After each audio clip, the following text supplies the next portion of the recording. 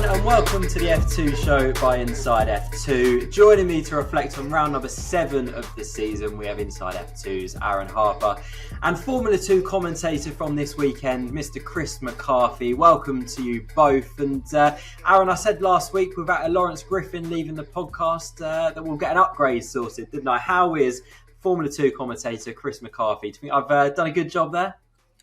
This is the equivalent of a front wing and rear wing that gives you like the most insane straight line speed through a DRS zone around a circuit that has 3 of them. So, you can't say fairer than that, can you? You're welcome. You're welcome. Chris, great to have you on the podcast with us. How are you? How was this weekend? And how's your hand? Because I think you got a little injury, haven't you? Very good weekend. Busy weekend. Obviously, Formula 2, Formula 3 with Alex. Bronda was fantastic. I think we had very busy weekend of racing. New winners, which was fantastic. I do use Monday to detox and play football. Detox from football at the moment as well, because it's been stressful watching football as well as the racing we have. So I'm going to be doing this podcast with a sandwich bag of ice on my hand. So not very good. I play in goal, 5-a-side every Monday. Thankfully, that's not the hand I hold the microphone with. That's on the right hand. But the left hand might be a bit injured for the British race this weekend. So there we go. It's going to slowly melt throughout this podcast, I think. There might be nothing left in that. I was going to say, it'll just be a sack of water over your hands by the end of the podcast. It's going to be a sack of I'm going to have to move the keyboard, I think.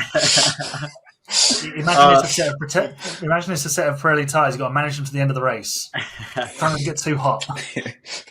Precisely. We need a fully fit Chris McCarthy for the weekend, don't we? So make sure you rest that hand whilst we're talking about all things Formula 2 over the next half an hour or so. We're going to be talking about Franco Colapinto's second feature race podium in as many races. We're also going to be discussing some interesting team radio antics between the Campos boys, and we're going to be speaking about the Kramer boys as well. A bit of a weekend of 2 halves for both of those, but there is only one place to start, and that is Gabriel Bortoleto, making it 12 winners from 14 races in Formula 2 so far this season. What a season we're having.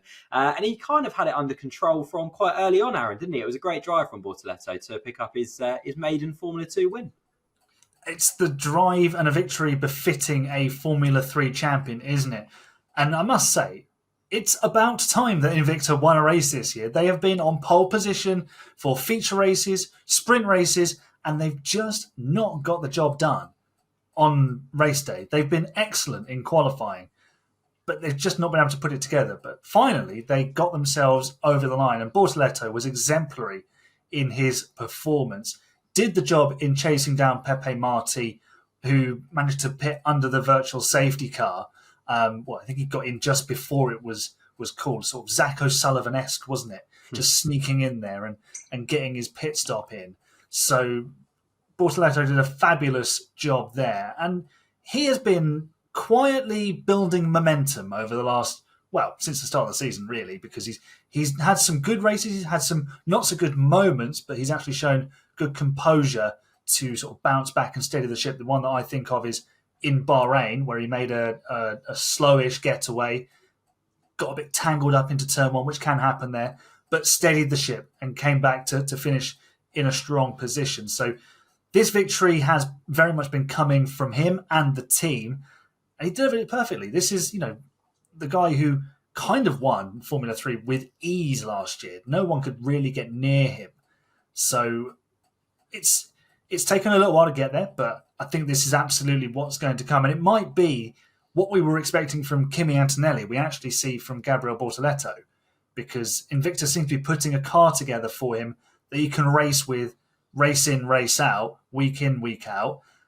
And Prema seemed to be a little bit more up and down. So maybe Bortoleto is the one to watch if you're Isaac Hadjar, Paul Aaron at the top of the championship. You need to be looking over your shoulder at Bortoleto, who is, closing up very, very quickly now, 3rd in the standings. So if he has a strong round at Silverstone next weekend, who's to say he can't go on and win back-to-back F3 and F2 titles and emulate Oscar Piastri?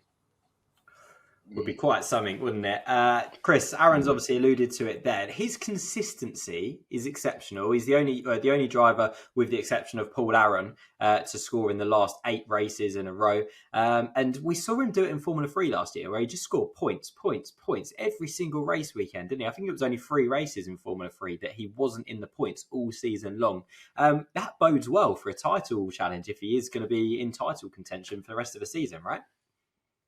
Yeah, it's not saying unusual for him. When he did Freca, for 2 seasons, he never really qualified out the top 10. I think it only happened twice in 40 qualifying sessions, it comes to memory. We kind of gave him the name like Mr. Consistency. He was in a grid of 36 drivers, to give you context. He was always in the top 10, and it was always going to be it's going to break through for him eventually. So when he went on to become Formula 3 champion, it never really came, or go on that title run, shall I say, it never really came as a surprise to many of us.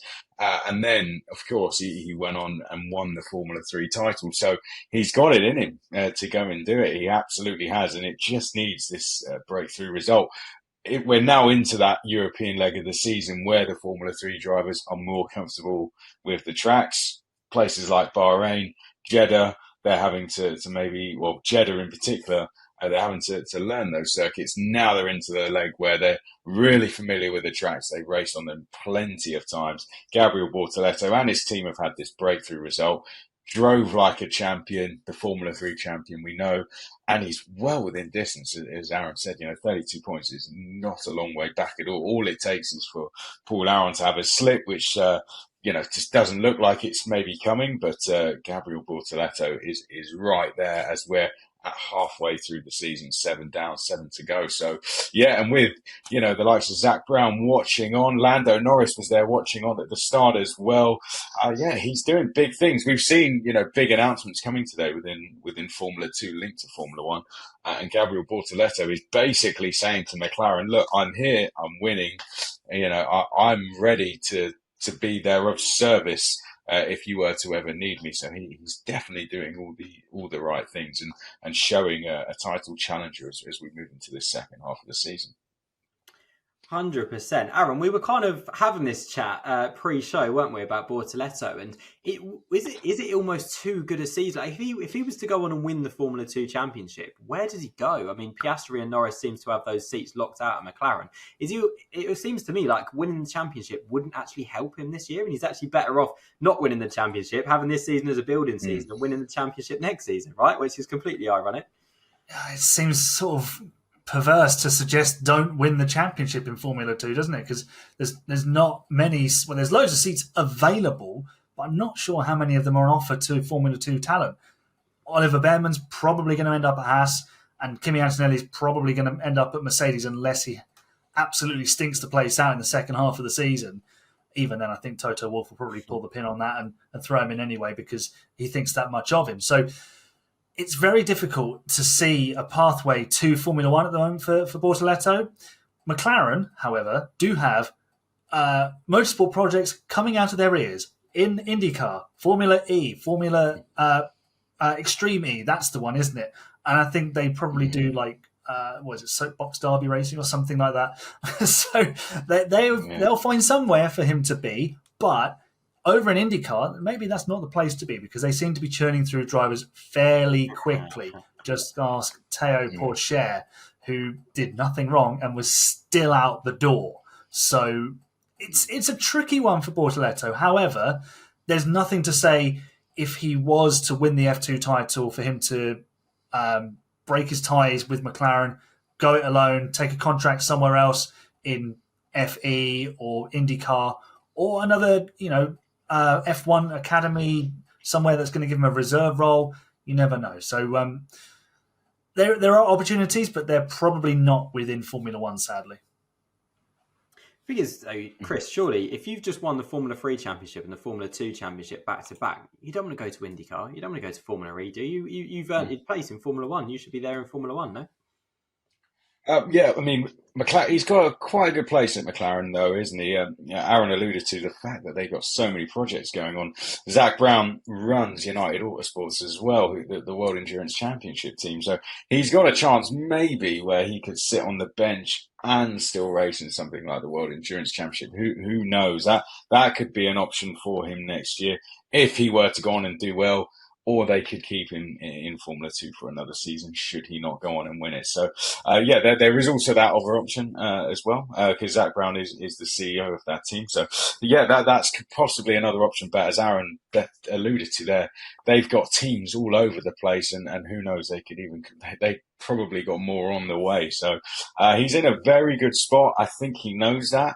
And it's one of the driver development programs that is very young, very small. And he's got a very good place there, I think, and a very big support. So I think he's in a very good place. And if he were to go and win it, then he'd have a very good place on the bench. And I think checkbooks would come out for him, possibly, if he weren't to be used within at least one season. Okay, moving on then. So he was chased down by Franco Colapinto in the closing stages when he was on the alternative strategy. Second P2 for him in as many feature races. And yes, starting to see a bit of a turn in form for Franco Colapinto, aren't we, Chris? We really are. He's just starting to hit massive form at the moment, isn't he? Coming to this middle part of the season, it was another superb drive from him. And as a Williams Academy driver, of course, we've got some Williams Academy drivers within Formula 2, himself and Zach, and with a underperforming Williams driver in Formula 1 at the moment, he's just doing it at the perfect time as well. But another great performance from Franco Colapinto, pulling off the alternative strategy again. Did such a good stint at the start to help him do that, and then when he came back out, he was just absolutely on fire. With a few more laps, who knows what could have happened? But him and the MP Motorsport team pulled that off absolutely perfectly. And I just remember seeing Alex Rundle's face when he saw the lap times he was putting in when he came back out onto the circuit. It was really great to see him get on the podium. Again, he's getting such a big support, but he's doing it, I think, at the right time with a driver who we all know that is underperforming in a current seat within Williams in Formula 1. He's a Williams-backed driver, and yet he's basically doing this within silly season. So Franco Colapinto doing a very, very good audition, if you like, to Williams, and a good season within Formula 2. Yeah, Aaron echo that, and a quick word on his teammate Dennis Hauger as well. Stalled from pole, he's got to be pretty gutted, particularly as he hasn't scored points in a few races, has he? And that would have been the perfect way to bounce back by scoring big points on the Sunday, right? Yeah, just on Franco Colapinto, he's hitting form at the right time. He's putting himself in the shop window, as they say. So, the whole driver market in Formula 1 is completely in flux. We thought Carlos Sainz was going to take that second Williams seat, but he might not. So there could be an opening for an F2 driver doing very well, and Franco's putting himself very much in James Vowles' sort of in tray with, hello, here's another P2, and I'm planning to win at Silverstone, so, just watch this space. So it's good from him, but his teammate at MP Motorsport, Dennis Hauger, will be absolutely gutted. He did a brilliant job on Friday to take a sensational pole position, albeit under a lot of pressure in the end from Joshua Dirksen, who I thought actually he might snatch the pole, but he didn't quite. He missed out by mere thousandths of a second. But then for Dennis to go and stall on the grid was such a shame for him, because and he's another F3 champion who we're waiting to see that quality from, and it's just never happened in F2 yet. It's so frustrating because we know the talent is there. He's just not able to extract it on a consistent basis, and he must be the most frustrated of all of us because he knows what he can do. He knows what he's done in the past, and yet he just can't seem to put it together, not just across a weekend, but across a series of weekends. It's not quite coming together for him. And when a driver stalls on the grid, it's the worst feeling, I would guess. You just literally sat there and everyone else drives away. must feel horrible, but none more so than if you are the guy on pole position. I mean, it brought back memories for me of watching David Coulthard stall at Monaco on pole position, and then he spent the entire race behind an arrows. So it can ruin your race. But Dennis came back and drove pretty well, to be fair. So he did himself sort of proud in that sense. He didn't just sort of throw in the towel, but obviously he'd have been looking for so much more when he woke up Sunday morning. You're showing your age a bit there, Azza. Arrows. That's it's a real throwback, that, isn't it? It was Enrique Bernaldi, if anyone remembers him. Wow. Actually, interesting fun fact about him, he was a Red Bull back driver. There you go. Aaron Harper, not only our F1 historian, but also our F1 encyclopedia as well. There you go. Love that.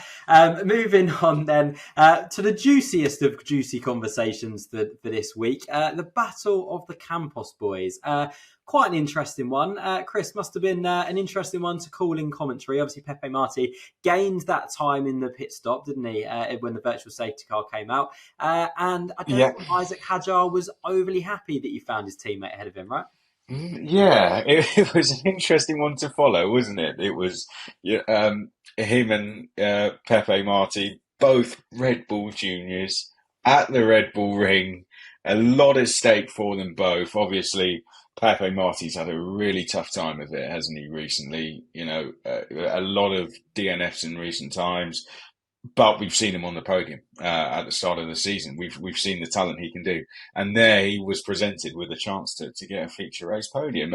But for Isaac Hadjar, he had his championship rival behind him carrying a penalty, and he had a chance to really gain some points. So they both had massive opportunities at stake. They both wanted to be that person on the podium at the Red Bull ring. And so there was that argument of, no, I'm going to go through, no, you let me back through. And for Campos Racing, they must have been tearing their hair out as to how on earth are you going to deal with this, because they're both got things at stake here.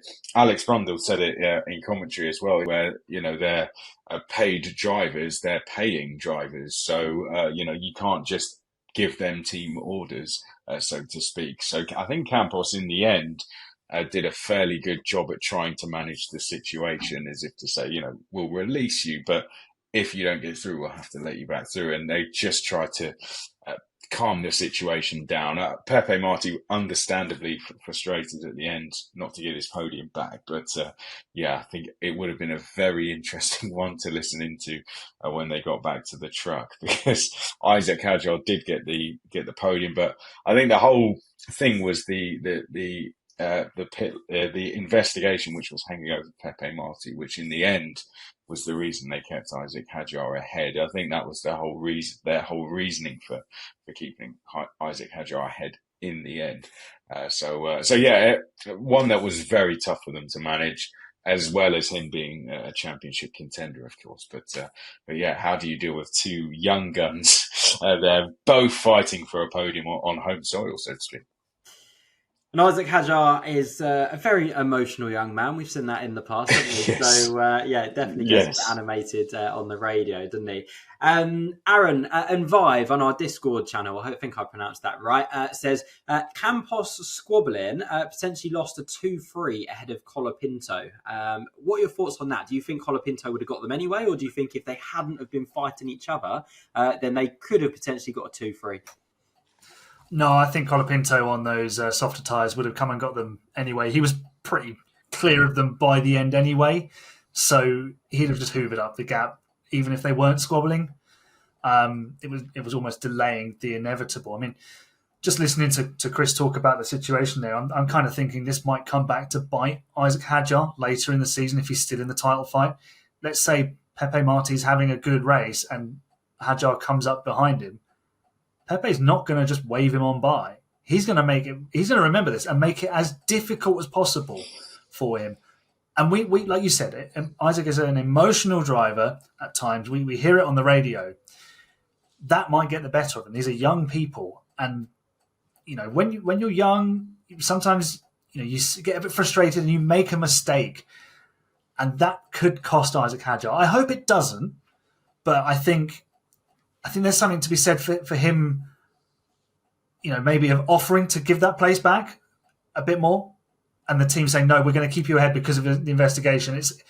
It's so tricky. Like was covered in the commentary at the time. The teams almost have no say. I think that's wrong. I think they should be given some sort of charge over these drivers, because when they get to F1, they then have to listen to a team boss, don't they? So why not have that in F2? Have them as prepared as possible. You're still serving a team. You're still working with mechanics who are also getting paid. And, if you crash the cars and give them a night's worth of work, that's not particularly fair, is it? So there is a balance here. But like Chris said, they are paying for that seat, so they have the control. So it kind of goes back to that phrase of money talks, which I know a lot of people don't like. But, it was good entertainment, wasn't it? Yeah, anytime they were going to talk, it was like, well, what are they going to say now? It was just a complete, and then it continued after the race.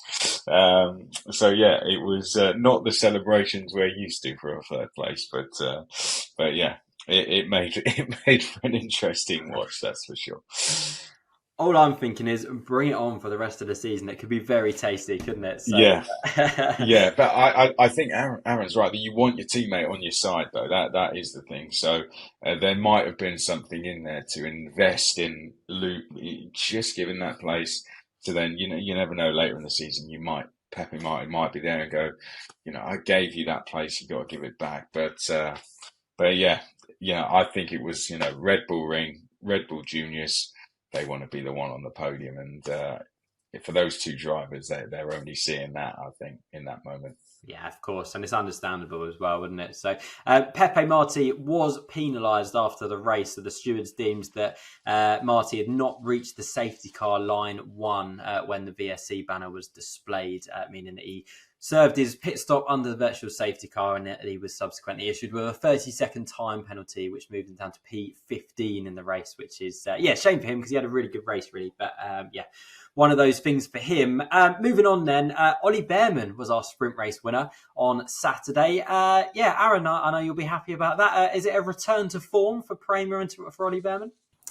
Well, it was a much better weekend for them, wasn't it? Obviously, the sprint race, the reverse grid format gave Ollie the opportunity, but he made a fantastic start, didn't he? It was perfect. It was the exact start you wanted Lando Norris to make in the Formula One Grand Prix, but he didn't. And he just, Cushman, he didn't get away particularly well, but Ollie hooked it up and off he went. And by the end of the first lap, he was like 2 seconds clear. It was a masterclass in how to deliver a first lap in Formula 2. I think he managed his tyres and that brought everyone closer to him, but he was always in control. It was a very assured performance, and he was going really well on Sunday in the feature race, but then the car let him down. We've seen a few technical issues this weekend. Obviously, Hadjar had the engine blow up spectacularly in qualifying, which was like, that was a real harking back to the V10 era where, things would go bang and you'd have like smoke. You knew it was broken. Not like nowadays, you're like, hang on, is the battery just flat or what is it? Just plug it in and off it goes again. But yeah, for Prema, that's a real shot in the arm. They've got a victory. They've got a podium. Every team has been on the podium now this season, which I think says so much for Formula 2 as a series. It's ultra competitive. So it's not just Prema, ART, and a few other teams sort of dominating the seasons at the front. It's really spread out now. And, not to do them a disservice, but AIX were back row of the grid fodder at the start of the season. They've won a race. They've had both drivers on the podium. Interestingly, one driver who we spoke a lot about at the start of the season, Kimi Antonelli, not been on the podium. That shows you how competitive F2 is. So you've got to be on it at all times. Prema look like they're getting their act together. The win will give them confidence that they're finding their way with this car. So Behrman's home race is coming up. Silverstone, he's done well there before. Can he do it again? Can he go onto the podium and maybe even the top step? What about Antonelli? We know the talent that those two drivers have. So when it clicks, it's going to click. Let's put it that way.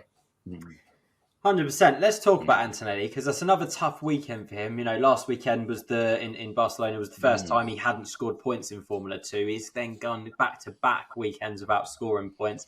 To those who watch the podcast regularly, they'll know that I've defended him all season long and said that let's not start laying into him. He's had the Premier was a bust in Bahrain. Let's face it was awful, and since then it hasn't really got much better. And I do wonder. I'm definitely not about to start laying into him now, but I do wonder whether the tides are changing a little bit in terms of the Mercedes seat.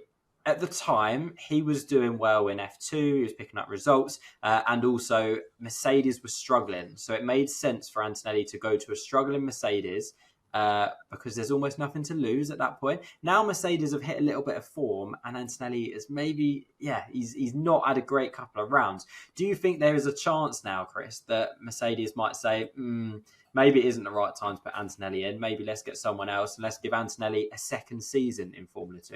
It's a tough one, isn't it? Things can change in F1 so quickly. As you said, Mercedes winning now at the weekend, George Russell winning the Austrian Grand Prix. You mentioned they've hit a run of form, and their car does look quick when it didn't at the start of the season. And so then maybe a punt did look good on Antonelli. He's not in the best of form, like you mentioned. Is him and the car maybe not in the best of form. Question marks could come over that. I still do think they're going to put him in the car. I just don't know who else goes in the car. I think if they're nailed on for that decision, I can't really see them changing their minds, to be honest, especially not at this point. I think they've really got a lot of faith in him. They've been testing him in the car. Their thoughts on him in the tests suggest that he's performing very well. In terms of his performances in Formula 2, he's been very good. He's often matched Behrman. Behrman had a very good weekend this weekend in the sprint. He obviously taken the win. He was very quiet this weekend for whatever reason. I don't remember mentioning him too many times when we were commentating. So he just looked very quiet, which I was expecting the opposite. I was expecting when we got to the European rounds, he'd come up the order, which that might still happen. He's still got plenty of time to do that. So let's give him a bit more time. But yeah, not the boost in form I expected when we hit the European rounds. Let's see if that changes over the next few rounds. But yeah, you're completely right. Things can change so quickly. There were question marks next to his teammate Behrman coming round whether he was ready for Haas. I think he's put an X next to those now with that win, maybe, or maybe is starting to put one there. But for him, if he is to keep this pointless, and I mean that in terms of not scoring form going, then yeah, maybe Mercedes might start getting a little bit. Might start questioning their decision of whether he's ready, but yeah, we'll have to wait and see. I guess I couldn't see them changing their mind, and it's who they go to. I guess who would they put in that car? Someone needs to be. It's weird saying that. Sorry to go on a bit, but it's that we're comparing someone else to someone who's never driven in a car. So, but yeah, I still can see them doing it. Who would have thought at the end of last year's FIA Championship, when Kimi Antonelli beat Dirksen by 274 points, that Josh Dirksen would be 6.5 tenths quicker than Antonelli around Austria, right? It's funny how things turn out, but there you go. I can't believe we've got this long into the podcast, by the way, without talking about Paul Aron, our championship leader. Let's talk about him. 7 podiums from 7 rounds. He's been unbelievable, Aron, right? Yeah, he's a model of consistency at the moment. What is it they say? You have to finish, if you finish every race in like 5th or 6th in F2, you'll probably win the championship. He's doing better than that. He's finishing most races in and around the podium, even with a 5-second penalty, which, I mean, at the time, I've only seen like a couple of replays of it. I thought the penalty was a bit harsh for the moving in the braking zone, because I think it was Hadjar who was behind him. I don't think Hadjar was actually in a position to make the move. I thought it was a bit harsh, but obviously in hindsight, after what we saw in the Formula 1, probably best to be giving those penalties out just as like a warning. Don't do that. We don't want any accidents, do we? But that said, 5-second time penalty, still finished 5th, still outscored Isaac Hadjar this weekend. So, that gap, it's not growing like in massive chunks. It's just eking itself out. And if Hadjar's, crossing paths with people he doesn't want to be, upsetting, that gap could suddenly go from, 11 points to, 20, 30 points very, very quickly. And you've got a hard-charging Gabriel Bortoleto behind. So Aaron's ticking off all of the results that he needs to do. We're halfway through. He's been absolutely excellent. He is the very deserving championship leader at the moment. You've got to do it all again, though. So mentally, I think for him, he's got to reset and pretend Silverstone is Bahrain. It won't be as hot, sadly. But, just start from zero and repeat, essentially. Just score points at every race, be consistent, qualify in the top 10, making it sound really, really easy. And this is how you win the F2 title. Qualify in the top 10, finish in the top 8 or top 10 every race. Jobs are good. And you probably won't get a seat in Formula One, sadly, but there's other places. And, this is a guy who was ditched by Mercedes in the winter from their junior program because they wanted Antonelli and, Aaron's leading the championship. I mean, obviously, we've spoken about Antonelli just a moment ago.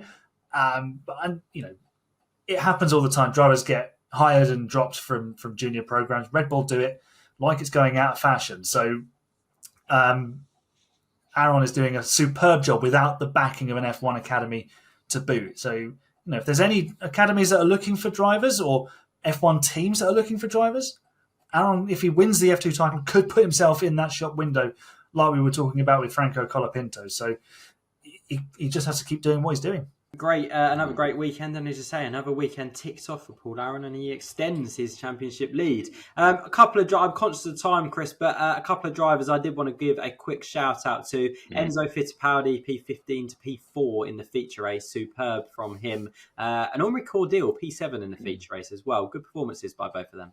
Yeah, I mean, that's a brilliant result, isn't it? Coming up the order, Enzo Fittipaldi, and doing it fairly quietly. Actually, we didn't see too much of him, but came through in the end to finish P4. I think we've seen so much of the Campos racing arguments going on, and then Colapinto, but he kind of came through in the background and eventually got through. To finish P4, which was a sensational result for him, and the boost in confidence I think he needed. Really, it's been quite a tough run for him since Jeddah, since he got those podiums and wins at Jeddah. He'd been on quite a tough run of form, so I think he needed that result, Enzo Fittipaldi. So that was nice for him, and Henri Cordeal, similar for him.